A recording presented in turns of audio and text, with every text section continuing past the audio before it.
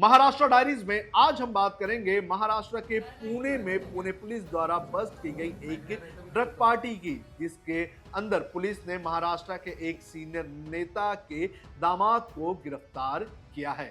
इसके अलावा बात करेंगे कांग्रेस के नेता पी चिदम्बरम के उस बयान की, जिसके अंदर उन्होंने एक इंटरव्यू में कहा था कि पहलगाम हमले में जिन लोगों ने हमला किया था क्या वो सच में पाकिस्तानी थे, और इस पर किस तरह से संजय राउत ने उनका समर्थन किया है। और साथ ही साथ बात करेंगे महाराष्ट्र के बीजापुर में किस तरह से नक्सलियों पर प्रहार करने का काम एजेंसियों ने किया है। चलिए विस्तार से इन तीनों खबरों की बात करते हैं। सबसे पहले बात करेंगे पुणे की।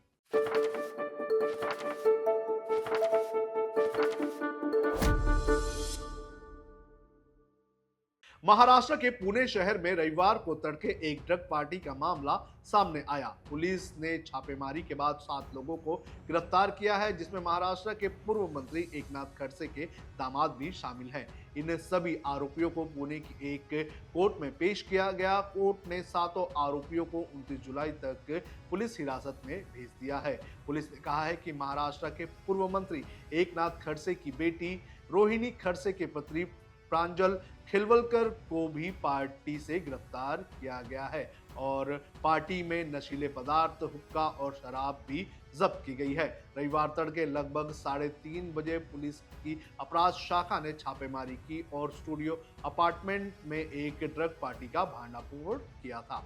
आरोपी की हिरासत का अनुरोध करते हुए अभियोजन पक्ष ने कोर्ट को बताया कि छापेमारी में कोकीन और गांजा जैसे मादक पदार्थ जब्त किए गए। अभियोजन पक्ष ने कहा कि प्रतिबंधित सामग्री के स्रोत और आपूर्ति का विवरण जानने के लिए आरोपियों की हिरासत की आवश्यकता है। कोर्ट ने यह भी बताया है कि गिरफ्तार किए गए 7 लोगों में से 2 का पूर्व आपराधिक रिकॉर्ड है। अभियोजन पक्ष ने कहा है कि आरोपियों ने 25 जुलाई से 27 जुलाई के बीच की अवधि के लिए एक आतिथ्य फार्म के माध्यम से उस अपार्टमेंट में 3 कमरे बुक किए थे, जिसको पुलिस को इसके बारे में पूछताछ करने की आवश्यकता है। प्रांजल खिलवलकर का प्रतिनिधित्व कर रहे वकील विजय थोमरे ने अपने मुवक्किल के खिलाफ लगाए गए आरोपों का खंडन किया और दावा किया कि उन्हें फंसाया गया है। वकील ने कहा कि मौजूदा मामला उनके मुवक्किल को फंसाने के लिए जानबूझकर किया गया प्रयास प्रतीत होता है।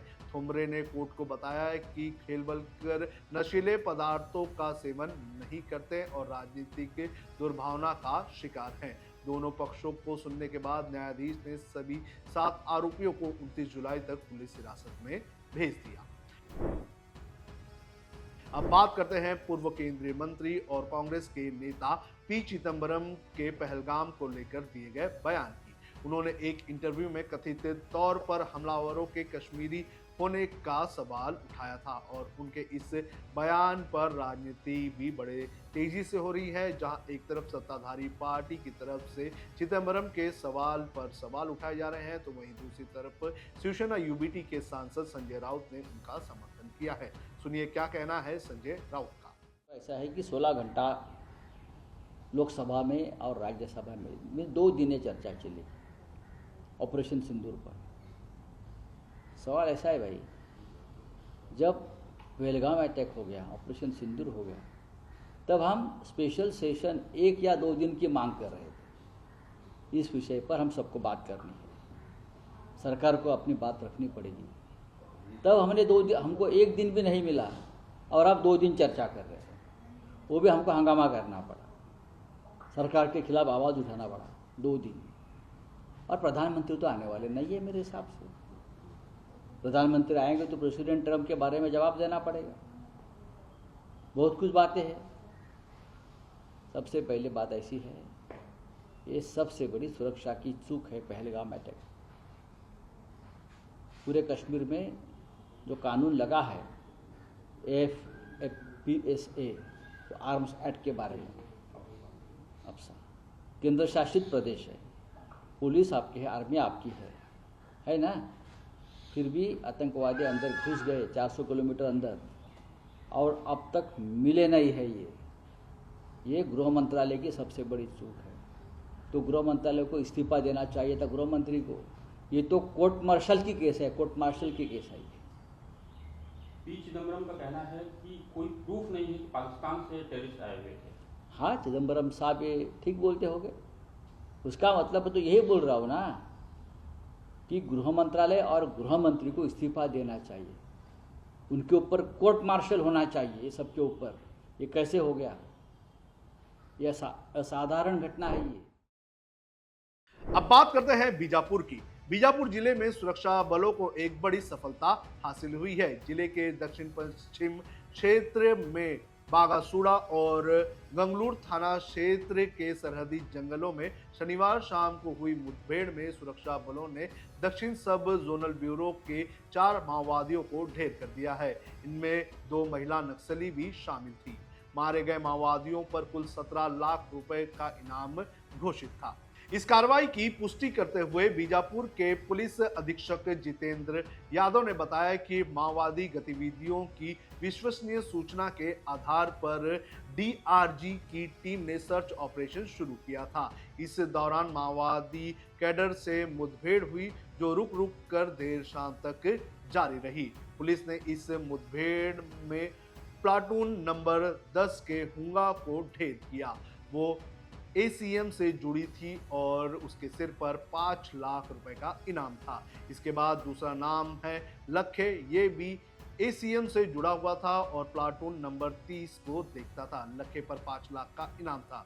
भीमे भी एसीएम दक्षिण सब जोनल ब्यूरो देखती थी और इस पर भी 5 लाख का इनाम था। इसके अलावा निहाल उर्फ राहुल को भी मुठभेड़ में ढेर कर दिया गया है। निहाल पार्टी सदस्य था और संतोष का गार्ड था और इसके सिर पर 2 लाख का इनाम था। नक्सलियों के पास से पुलिस को एक एसएलआर के साथ 3 मैगजीन और 15 जिंदा राउंड, एक इंसास के साथ 3 मैगजीन और 40 जिंदा राउंड, एक AK-303 राइफल के साथ 1 मैगजीन, 16 जिंदा राउंड, एक BGL लॉन्चर के 3 नक्सल, एक सिंगल शॉट 315 बोर राइफल, एक 12 बोर बंदूक, 12 नग जिंदा सेल, AK-47 के 8 जिंदा कारतूस और काफी और हथियार बरामद हुए। हथियारों के अलावा नक्सली साहित्य, रोजमर्रा की जरूरतों के सामान को भी भारी मात्रा में बरामद किया गया है। बस्तर रेंज के पुलिस महानिरीक्षक सुंदरराज पी ने बताया है कि ये कार्रवाई सुरक्षा बलों की रणनीतिक और समगन अभियान का हिस्सा है। वर्ष 2024 में मिली निर्णायक बढ़त को जारी रखते हुए 2025 में भी नक्सल उन्मूलन की दिशा में ये महत्वपूर्ण कदम है। आईजी ने जानकारी दी है कि जनवरी 2024 से जुलाई 2025 तक 425 हार्डकोर माओवादियों के शव बरामद किए जा चुके हैं, जो सुरक्षा बलों की मजबूत रणनीति, साहसिक और कार्रवाई का परिणाम है। उन्होंने विशेष रूप से उल्लेख किया है कि मानसून के कठिन मौसम, घने जंगलों और दुर्गम इलाकों के बावजूद सुरक्षा बलों का हौसला डिगा नहीं है। जवान पूरे समर्पण और जिम्मेदारी के साथ अपने कर्तव्य का पालन कर रहे हैं। तो इस तरह से बड़ी कार्रवाई करते हुए 4 माओवादियों को मार गिराया गया है। तो ये थी महाराष्ट्र डायरीज की आज की खबरें। देश और दुनिया की खबरों के लिए आप देखते रहिए लोकमत हिंदी।